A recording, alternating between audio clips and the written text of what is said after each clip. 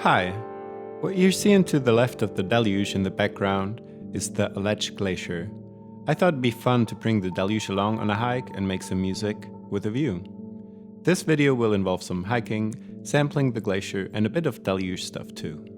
As you can imagine, there was hardly any shade up there, so performing on the deluge was pretty much impossible.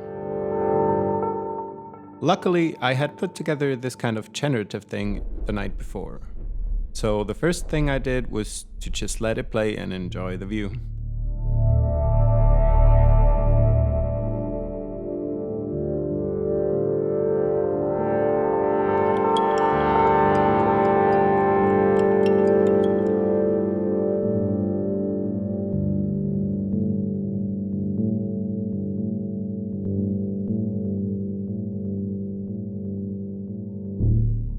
I wasn't entirely happy with this, though, because it didn't really justify bringing the deluge all the way up there. For this, I could have just as well only filmed the landscape and added some music later. It wouldn't have made a difference. A very beautiful landscape, that is, nonetheless.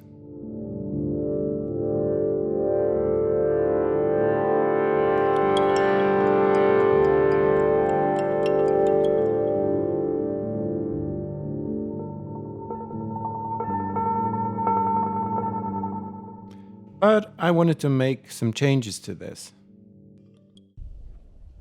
After some hiking, we got to this spot where they installed these cones. Their actual purpose is for you to hear better what the glacier sounds like.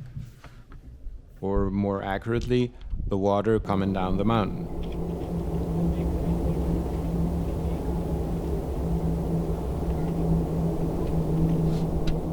So of course I set up a microphone inside the cone to capture that sound.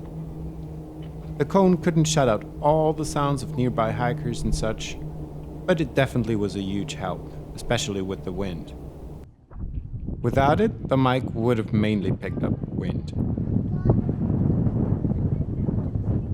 My work up on the mountain was done for the day now. I had captured a nice sample of the mountain and was gonna come back up here the next day a bit better prepared. This glacier, by the way, is the largest of the Alps, with about 23 kilometers in length, a volume of 15.4 cubic kilometers, and a surface of 31.5 square kilometers. This data I have taken off Wikipedia, but it changes almost with the day, and by a rough estimate, all of this ice will be gone in about 100 years. After taking in the view, the sun, and a glass of white wine or two, I was headed back down the mountain to prepare for tomorrow. I knew I was going to use the sample I recorded for sure, but I also felt like the track I recorded today was too dark. After all, seeing the glacier was humbling, but it also made me very happy, and I wanted that sentiment reflected in the music. Also, I wanted to be able to perform at least a tiny little bit. And I thought a patch I could play on the isomorphic keyboard could maybe accomplish that. So I went back to the chalet to get these things fixed. I set up this patch and am now practicing, if you want to call it that.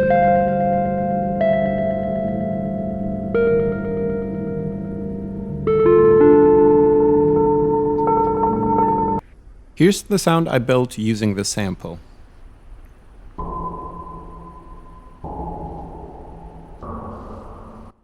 With a good amount of resonance in the right places, I managed to give it distinct pitches. It's now playing a short melody. Don't forget to look up to the mountains for inspiration.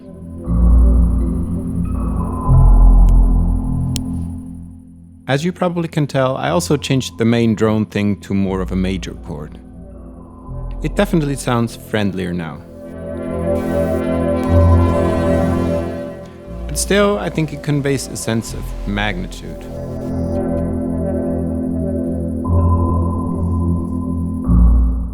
I think I'm ready to go back up on the mountain now.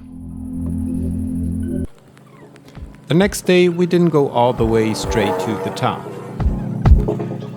but we're going to hike up to the top. So I was hoping for some trees and some shade. As the trees start to become more sparse, I started looking for a good spot.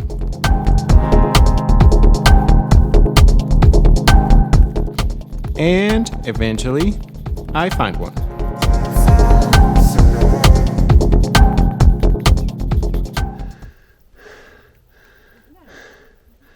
Now I just have to catch a breath before I can start making music. So here's the final version. I'm starting with the sample I recorded the day before. I like how it turned out.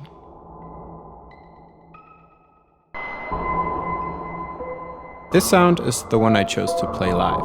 I mixed quite a lot of noise in there, and I like how it somehow sounds icy now.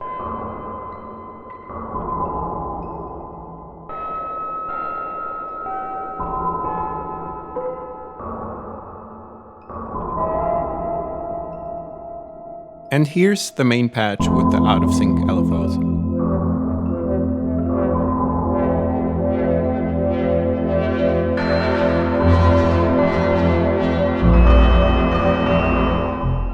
But I guess the spectacular backdrop still is the star of the show here. So I'll leave you with the rest of this performance and some images of the glacier and hope you enjoy it. Thanks a lot for watching.